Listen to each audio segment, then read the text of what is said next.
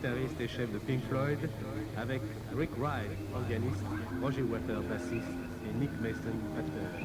If I could remember what it was that we were going to play next, I'd tell you, but I can't, so I won't. So, welcome to episode 1 of our new podcast called Fingal's Cave. My name is Niels Steenfennig, and I got with me Ian Preston. I'm very happy and very proud that you joined me on that podcast. And I call myself one of the biggest Pink Floyd fans, and I consider myself knowing more about Pink Floyd than 99% of the population, but you're a whole different kind. I would say you're something like top 10 of Pink Floyd. So very kind. So in comparison, I would say that I'm a huge fan and observer, but I would call you more like a researcher, archivist. Yeah, I would say researcher and archivist, and basically somebody who tries to get to the bottom of various Pink Floyd mysteries. And I've been now concentrating on doing that for 25 years. So it's been quite a journey over that time. So we met at a Pink Floyd community in 2006. Indeed. I couldn't say meet because you were one of the guardians and one of the people I looked up to, because I was just when the community started, I was there. I was collecting bootlegs by the time, being a big Pink Floyd bootleg collector, and the whole community just opened up, as I said, a Pandora's box, just with so many different kind of recordings, many more than I ever would have thought of, much better quality. And as I know now, you're somehow involved in that. Yes, it's been quite a busy time, hasn't it, over a very long period. And you talking about communities and guardians and things like that, it makes it sound a little bit like a cult, doesn't it?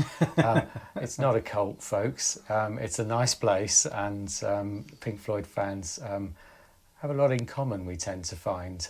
We're all interested in the music deeply, as you might appreciate from the nature of this podcast and the conversation that we're having today. We're also all quite friendly as well, and we spend a lot of time chatting to one another, and it's a good thing to be part of, and I think we've achieved quite a lot over the decades it is now, haven't we?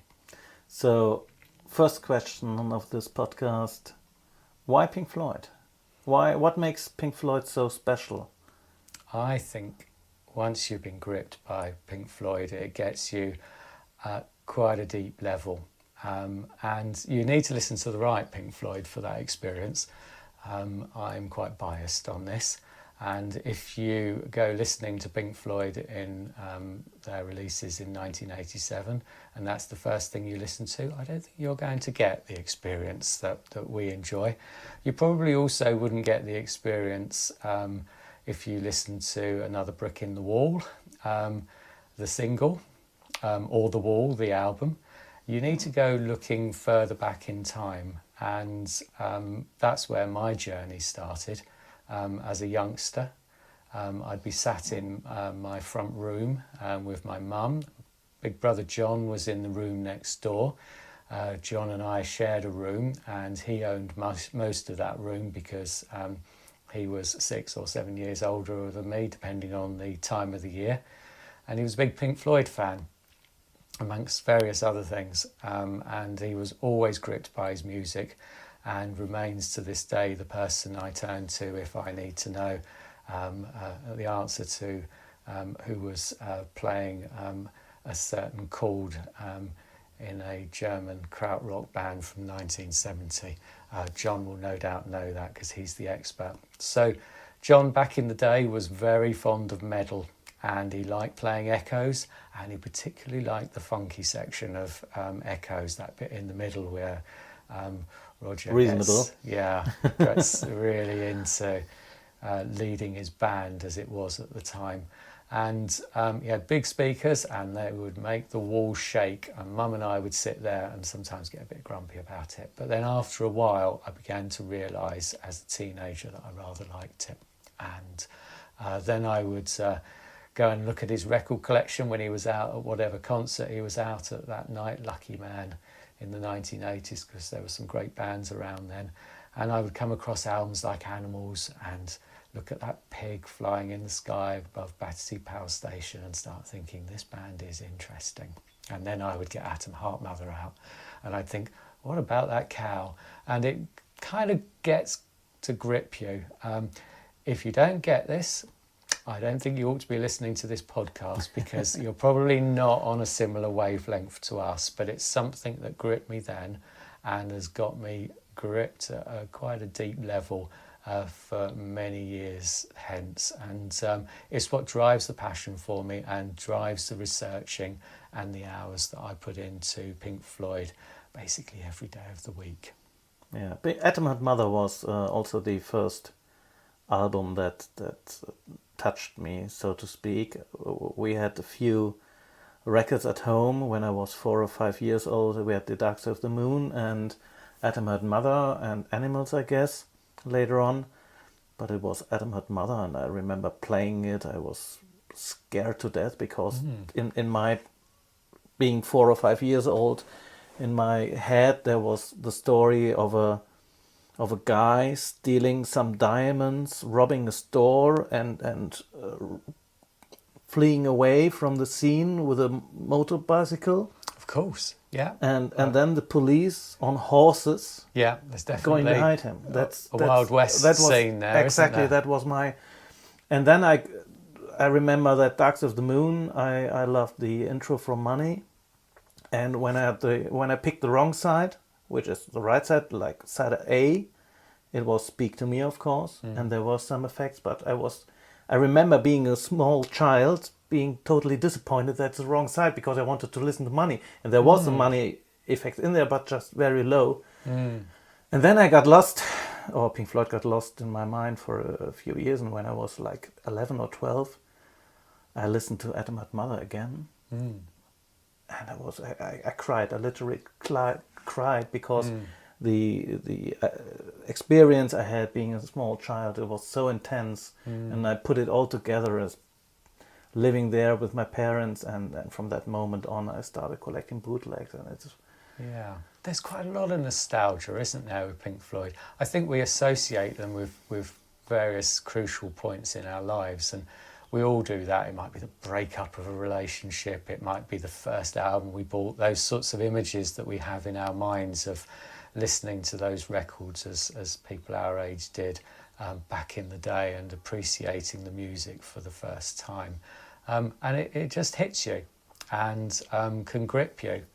And I guess that's what this podcast series is going to explore, is some of those journeys that we've been on, some of the things that other people have experienced as they've got to know and love the band, and some of the fascinating, sometimes funny, sometimes amusing, sometimes downright weird things people get up to as collectors and listeners of Pink Floyd concert recordings.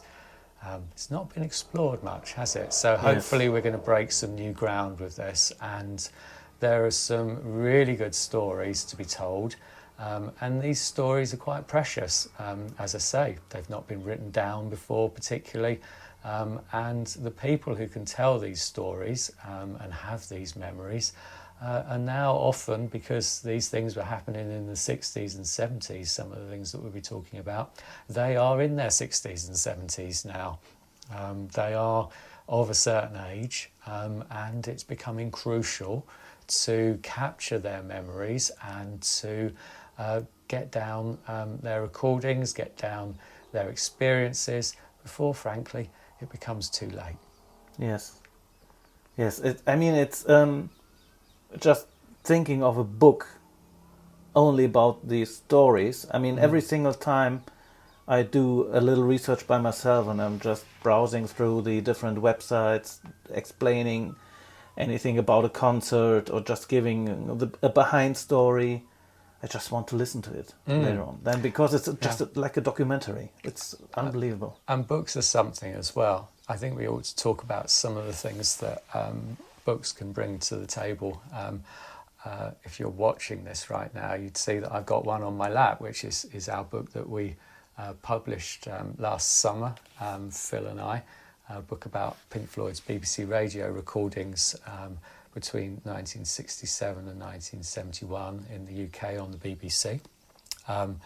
I was also a co-author of another book, Pink Floyd, an Embryo, a chronology from 1967 to 1971, around the turn of the century rather. That book was co-authored with Nick Hodges. And books are a great way to find out more about a band. Obviously reading them and consuming them is a good way, and there are some excellent ones out there which we could perhaps talk a bit about and what you might learn from them.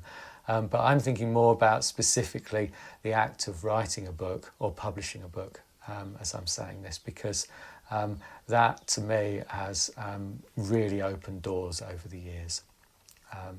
To give you an example, when Nick and I wrote our first book and that was published, that brought all sorts of people out of the woodwork, which we felt really fortunate with. So UK tapers came forward and said, great to see what you've done.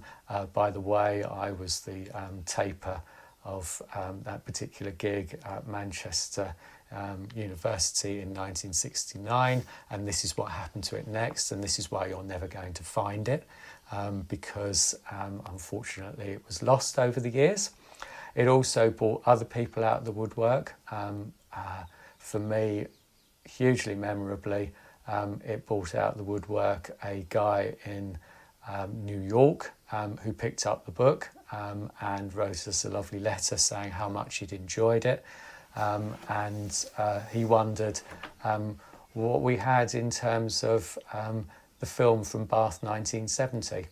And anybody who's listening to this will know that there's quite a well-known recording of Atom Heart Mother from that concert, which was first on various unofficial releases and then made it into Pink Floyd's early years box set in 2016.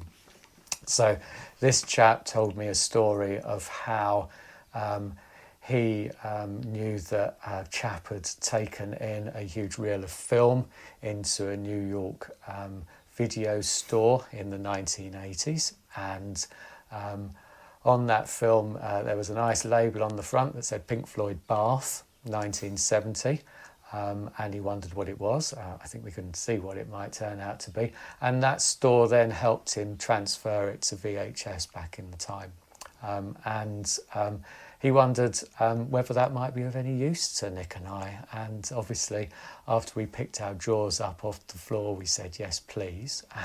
And we got to see that film. And it was delightful to see that the whole concert still exists. And it's a pretty wacky concert. If you were to see it, there is at one point a naked man dancing on the stage in front of Pink Floyd and greatly distracting them. Some of us wish he wasn't there, because it's the sort of memory that you can't quite forget. Yes. There was a naked man, I must mention, and some people know this, but there was a naked man who often invaded the stage at Pink Floyd's concerts, right the way up to Knebworth 1975. Don't know who this man was, but he had a nickname, and perhaps we'll return to that in one of the later episodes. I was hearing the story of that the other week from a good friend of mine. So we are at London right now. We are. And for me, coming from Germany, small town in Germany, where nothing just happening. Of course, there were no concerts at all, anything.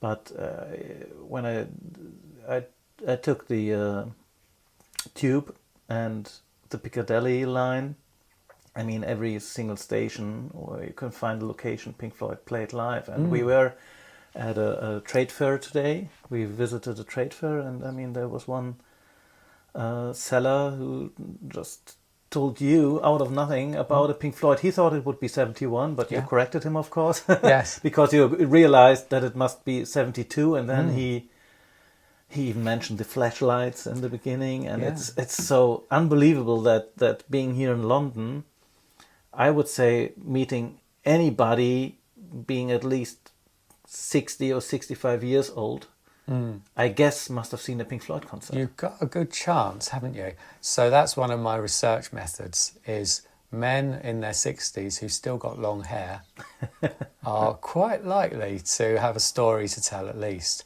They might also have something in their loft. Yes.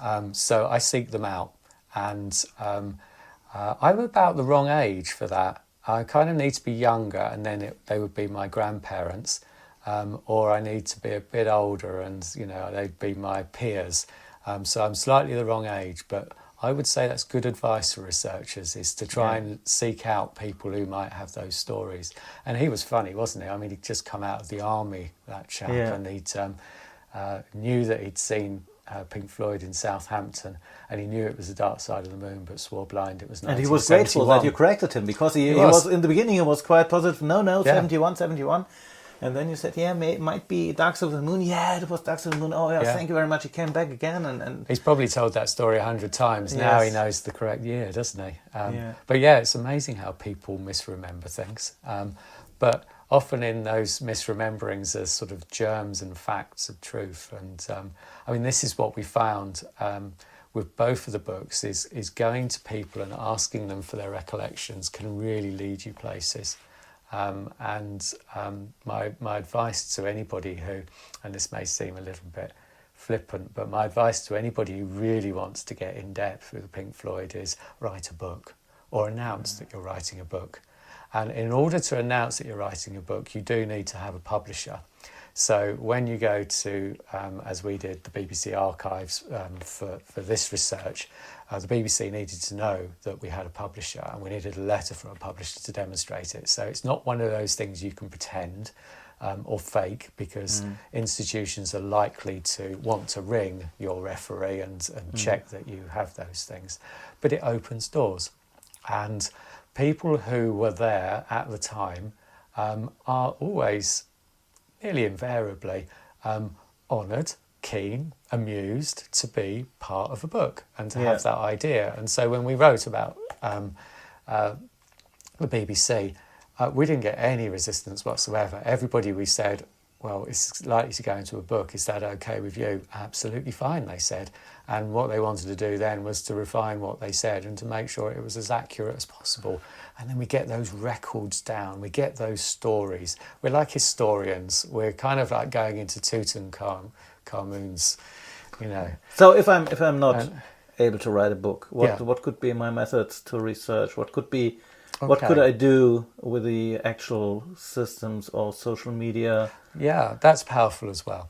And there's a whole new group of younger researchers, which feels really heartening to me as somebody who's getting on a bit, who are now actively digging around. So they are at the right age to ask older members of the family, but they are going instead to places like social media for their research.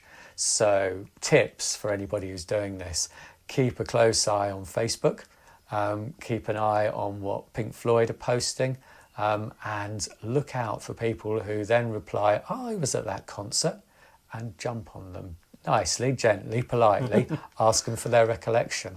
And then once you've asked them for their recollection, ask them if they got any photographs. Did they take any pictures? They know anybody who did. And then you'll be amazed at how many people are quite happy and quite fascinated to follow up that little post they did that day with a little bit of research for you, and they'll help you out. So Facebook is powerful for that. YouTube is also very powerful because there's all sorts of random stuff that goes up on there, and people's comments that go with it can be really insightful as well.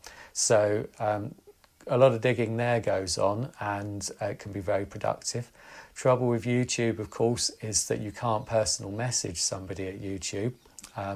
There's none of the directness there, and you have to post in the thread so everybody knows what you're up to. So that's a bit of a shame, because you lose the sort of privacy of that, and then the person might be a little bit less willing to reply to you. But still worth a shot, and there are some fascinating discoveries that have come up on YouTube in more recent years, and continue to. So I would say that's really quite a vital resource as well. So starting in 2006, I was collecting bootlegs until that time, but then I realized, okay, the bootlegs most often are of worse quality, of course, than what is out there. But there were massive changes in quality between 2006 and now. I mean, there are so many wonderful remasters and new recorders being found, and better generations or even masters being found. So we got quite a lot covered, I would say. But what do you think? How many different recordings are still out there, not being unearthed already? Well, the ones that I know of that aren't doing the rounds, I'd probably say there's about 20% that aren't doing the rounds at the moment. The early years are quite well represented in those recordings. There's not a lot missing from 1967. The band has recordings from 1967 of concerts, regrettably, I understand, which may not see the light of day. There's several recordings from 1968 that are still around and have yet to surface. The Netherlands springs to mind, Italy springs to mind, and London does as well. And there's a number of fascinating recordings from '69. So yeah, there's plenty out there, and they are often from those what I would describe most interesting years. I mean, if you can wind all the way forward to the wall shows in 1980 and 1981, that's virtually entirely covered, isn't it? But I think it would be possible to fill in the remaining gaps. There are still some radio stations, as I remember, some radio stations who should have recordings. Oh, indeed, they do. In their archives. And people make it their business to try and track those down as well. Yeah. So there's a little bit in the back of our book as a section of what we know is out there. And it would be wonderful, of course, to see all of those things given a decent official release at some point in the future. And one of the things that obviously affects that is copyright. That can be quite an interesting area, and it's become quite a grey area, of course, in recent years, because when you and I obviously were at that record fair in London, Victoria earlier today, every Pink Floyd section had lots of bootleg records in it, didn't it? Yeah. Shiny new records, £40. Seems to be a raising market already. It is, and people are passionate about it. There are forums dedicated to it, and people love it. And it shows that there is the appetite out there. But I guess what we're talking about in this series more is about the recordings that you needn't pay for, because if you go looking on the internet for them, on YouTube or on various forums and so on, there are people who are gladly tracking down, restoring and sharing these recordings for nothing, which are then sadly in some ways picked up by people who make a profit out of them and sell them. So I, as part of as being a member of the community and a big Pink Floyd fan, I do get the final whatever got revealed. I get the final result, and I'm very happy. And how do you feel being much more involved in the endeavor of research, maybe remastering and whatever? How do you feel about the stuff you know that exists, but you can't put your hands on? Are you angry about it? Or? Oh, no, I'm equally happy with those items as well. You learn to be philosophical, because if I spend time every day on this, I must encounter all sorts of dead ends, and I have over the years. And I know where certain things are in certain collections, and I know that people have really good reasons to not pass them on, and they're really sincere reasons. And as long as you respect people and are decent and kind to people, they will be back. And one of my beefs over the years is with how some people don't feel terribly able to do that for whatever reason. And there does seem a sort of an internet culture of entitlement sometimes, and abrasiveness. And that may be a very small number of people, but those who are spending the time doing that first-hand research, putting the hours in, doing the travelling and so on, find that quite grating. and that is a problem. It's an issue. So we kind of need to spread the load. We all need to get a bit kinder to one another, and make sure that everybody who's putting in the effort is, properly appreciated. That doesn't mean money. It might mean a thank you. It might mean a idea for a next thing that can be pursued. But it's something that is a little bit like a labour of love. It's like tending, your favourite garden or something like that, and you gladly do it. And I find that fascinating and compelling, and I can't see it ever stopping. Most people I know don't really get it, but fortunately there are quite a lot of people I know who do, and that has been for me the most marvellous thing over the years. So, writing this book with Phil, I met him through a Pink Floyd forum.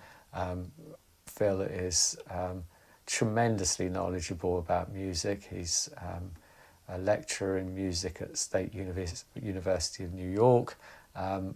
He welcomed me to his home in New York in 2019, and we had the most wonderful 10 days exploring, talking about Pink Floyd, dreaming up the idea of this book. So Pink Floyd and fascination, research, scholarly work with it can really take you places. And, our conversation we're having today wouldn't happen if it weren't for some of those forums that exist. And I'm glad to say, and can say this quite genuinely, that I feel like I could go and visit a whole series of people around Europe and America who would gladly welcome me and have a beer with me and talk about Pink Floyd. And I think that's rather a nice thing. And forums, studying, websites and so on have really opened that up to a lot of us.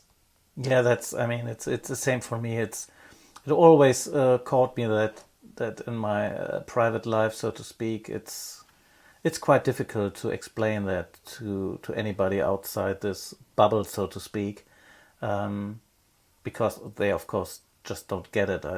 I always dreamt. I even had the idea of putting an ad in the newspaper of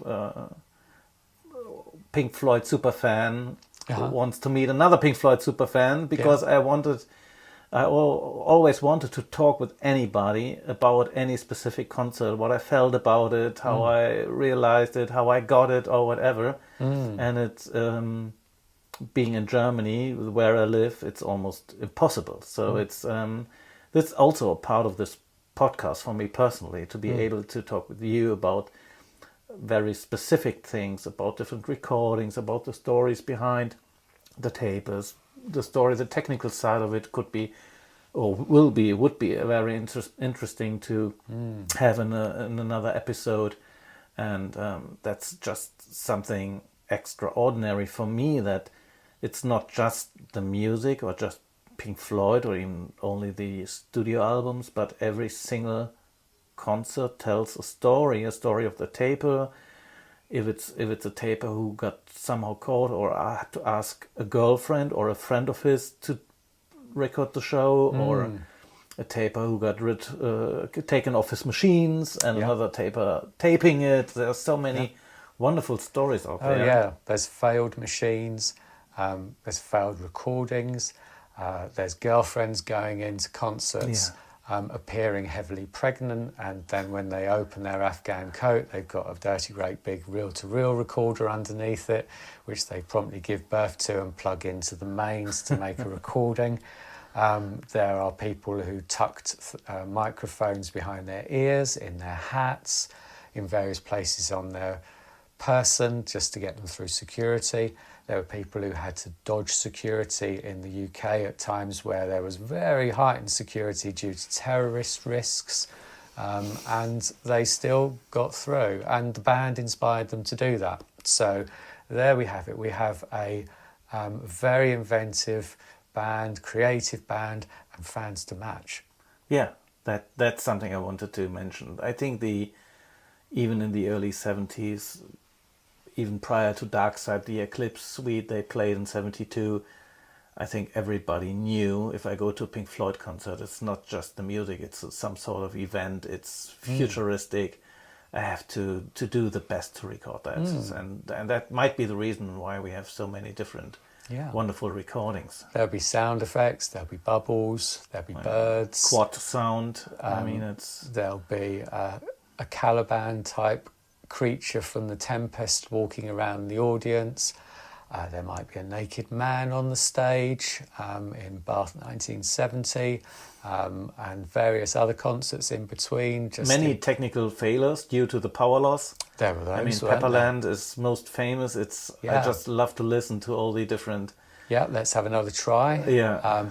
Where's the vocals gone? You get that. Sorry we're so late. The journey was bad. Don't forget to pick up your litter as you go, please, because it's cool to do that. It felt very 2023 when you hear that in Amsterdam on the 26th of June 1971. The DJ at the end saying "tidy up after yourselves." I mean, all these little details come out in these recordings because people just had the foresight to think this is an event and I want to capture it. And these things still exist to this day. Many of them are now digitised. Many of them are available via forums, via YouTube and the like. Some are not yet. Some of them are in the process of being saved for the future. And that's one of the things that fascinates us, isn't it? And I think we ought to do some exploring around how that works technically, and then how you get there. So I think that's often about friendships, persistence, kindness, and being inquiring, and perhaps being inventive, just like those tapers were in the first place, and asking the right people the right questions. So yeah, absolutely. So speaking of tension, maybe even tension within the community, do you think it might be a mirror or reflect somehow from the tension of the band itself? I mean, there are so very different streams within the band, at least after 73, I would say. So we have the Roger Waters community, so to speak. We have the David Gilmour crew. And there was obviously a lot of push and pull that went on in the band, and a lot of alienation for the likes of Nick Mason being in the middle for a long time. Yeah. Rick Wright somehow being the outsider for whatever reason. Yeah, but surely the most talented musician. Yes. He's the one I always choose to Yes. follow. He's the man with the Azimuth coordinator sending it around. 15th of June 1971 in Abbaye de Royaumont, seeing him doing that in the church and seeing the sound. You can't hear it obviously because it's mono, but just the sense of the control that he had, and the musicianship and the different instruments that he was skilled to play. But still in 2006, David Gilmour in the documentary on his tour mocked him in front of camera, being too cocky about his voice and should calm down a little. So he had a lovely voice, didn't he? When you hear the two of them singing together at Pompeii in 71, I mean, it's all the better for it, isn't it? Yes. But Pompeii, I mean, gosh, that's another thing, isn't it? All those different versions of Pompeii. But we don't really hear about all the different versions, do we? Yeah, that's true. But I already... Quad, mono, stereo. Best stereo, 1986, UK VHS. Why? Random, but it's true. Got to change the speed on that one, though, because VHS tapes, when they're official, always played at the wrong speed. Yes, of course. 25 frames. Yeah. Speed up, no problem. Yeah. Yeah. It worked perfectly, didn't it? So talking about that tension, do you think that this tension created creativity within the band, or do you think it somehow disturbed or took the chance to be even more creative and better? It's really hard to say, isn't it? Because we weren't on the inside. Tension is an important part of the band's offering, isn't it? I mean, if you think of Animals, I think of anger. And I think of Animals, the 2018 remix, and I think that anger was stripped out. And it was softened. It was made to sound like Wish You Were Here or Dark Side of the Moon, wasn't it? Whereas, as we know, there were the recordings that preceded the release of Animals. I'm thinking of the ones that that do the rounds, the tape that got out, and I'm thinking of the live performances of You Gotta Be Crazy, Raving and Drooling. And you can see there's a lot of anger there, isn't there? And it was always bubbling beneath the surface, and these were really driven men, in particular. Roger So after Waters, the of anger course. from 77, there was frustration in 80 with the war. Well, I think they just became a bit complacent, didn't they, after that point? And it became the Roger Waters show. And then you lose me, I'm afraid. I want to go back to 67 now. Can we talk about 67? But 67's not your thing, is it? Not 67. I mean, everything 60, behind 67 is 68. fascinating. Yeah, maybe. I can think of the things that are out there for 67. I mean, there's a whole load of studio recordings for 67 that haven't reached the light of day yet. And that just feels a bit wrong to me. I hope they do at some point. There's hours of it. And 68, I mean, recently I put up on my wall in my studio at home my original poster of the Committee. Do you like that music that goes with the Committee? I'm not there, no. You're not that struck. Oh, I'm God, sorry yeah. for that. You're You have to pick a new You're losing me there. Well, podcaster. The Committee music. That's something I'd like to unearth as well, and it's something that I've been on a little bit of an on-off journey with over the years, and I think we might get there with that at some point. 69 then. Have I got you on 69? Absolutely. Yeah. 67 or 68 already. 69, there's plenty out there as well. And I know a fellow with a very interesting live reel-to-reel. Yeah, after that that, I'd like to see reach the light of day. After that, I couldn't even pick a year up to 77. I like every year, maybe not 73, because I think it's maybe it's due to the fact that there are not too many good recordings from 33 out there. But 73. Yeah. 73, sorry. But it's not my year. But 72 I love a lot, and even 74, 75, and 77 is so strange, because what changed in 72 from the very early Eclipse suite in January up to almost completion in December 72, I think the same happened the other way around. 77 they started quite nicely in Germany, I guess, and then going to England, France, and then in the US it all went down, and with the most famous ending show in Montreal, where it all fell apart. Yeah. Literally fell apart. I mean, Roger Waters was crying at Wish You Were Here, not whining, but just singing like very aggressive and not being... But it's fascinating, isn't it? Fascinating. But then also you see the photos of Roger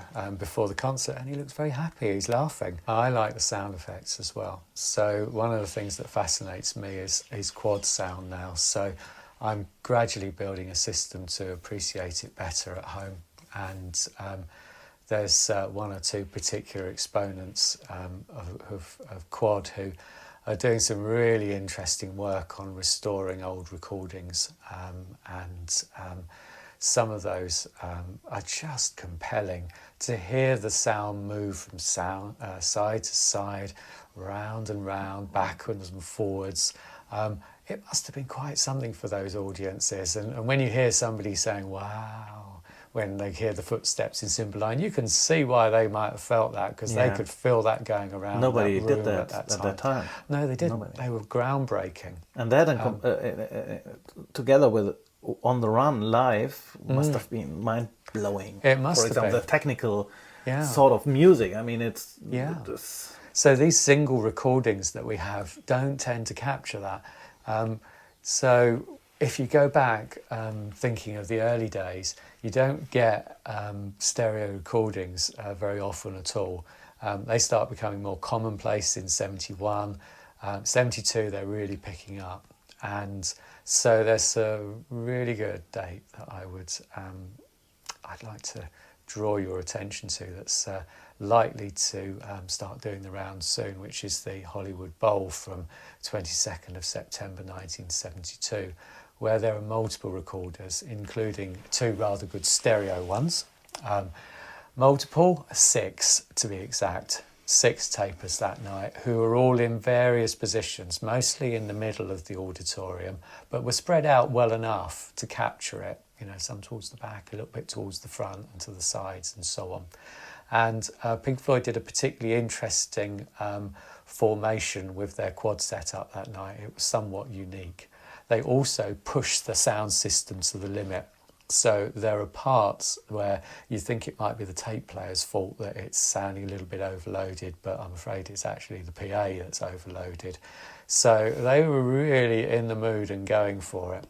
And these 6 tapers combined can quite easily, after about 45, I think it is, iterations so far, produce you the most marvellous sounding concert experience of that night. And it starts with a drug deal and chatter about what's going to be going on, and it takes you through The Dark Side of the Moon, an early version, most wonderful rendition of Careful That Axe Eugene, and a long time after that you're finally through and you've heard the entire thing. And you're exhausted. And you are. How would John Peel call it? A tour de force.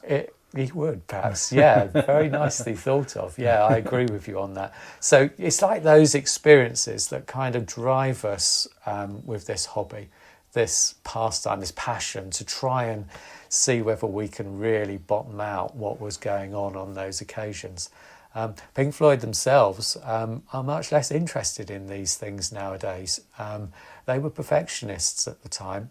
And I guess we're still in that space. We're still trying to look for what they were trying to do. We're still trying to recreate and pinpoint that expertise, that passion that they created on the stage, those moods that they took us all through. And it's there in those recordings. It still exists despite the limitations of the technology. It's not the age of the iPhone. It was the age of the big reel-to-reel deck. UHA mono cassette recorder. Yeah, that's it. See, you're doing it with a German accent. I'd call it a UHA. UHA. That's much better, isn't it? Yeah. So there was a mono one, and then they got to a stereo one. But the mono one was fine. Mono was recorded, used to record Bath 1970. And I think that reel still exists, by the way. Wow. That'd be nice to get that, because it always sounds a little bit distorted. And that's one of the beauties of modern technology, is that sometimes you can take some of that distortion out. I'm not interested, by the way, for those who kind of dwell on these things, in ideas about putting in vocals where they weren't there, or stereoizing mono recordings. Not too keen on all of that. If it was mono, let it be mono. But if there were 2 mono recordings and one was at the front and one was at the back, definitely put those together. Perfect. Because then you get panning. So wrapping it up for today, there are 2 things I would like to say. First thing, please don't give up in researching and trying your best to create the best out of whatever is available there. And the second thing, don't get frustrated by Pink Floyd itself. No, I will try not to. We've got a lot of work to do ahead, and there's a lot of fascinating breakthroughs that can be made. And it'd be nice to talk about some of that journey in a bit more detail. And hopefully, as we do that, we might bring some other stories out of the woodwork, because it'd be good to think that there'll be some listeners who might say, oh, I was there. I have something to contribute. Actually, in my loft, yes, I've got a recording of Pink Floyd from Radio 1 Club in 1968, and I captured the entire thing. I would like that, please. It might be the Holy Grail and nobody knows about. Yeah, something along those lines, or whatever it might be. All of it is interesting and compelling to us fans and us devotees, and it would be lovely if we can make the best of this journey. Thank you very much. This would have been episode 1. I hope there are many more to come. Maybe we even will have some guests at a time. Yeah, let's do that. For sure, we have many more stories, many more things to reveal. And if we somehow manage to create even a bigger lust for Pink Floyd, all the better. Be lovely, all the better. So I thank you very much, and I thank all of you for listening, maybe even watching. Yeah. Nice to meet you all. Have a good See night. you again soon. Or have a good day whenever you're listening to it. Bye bye. Bye bye.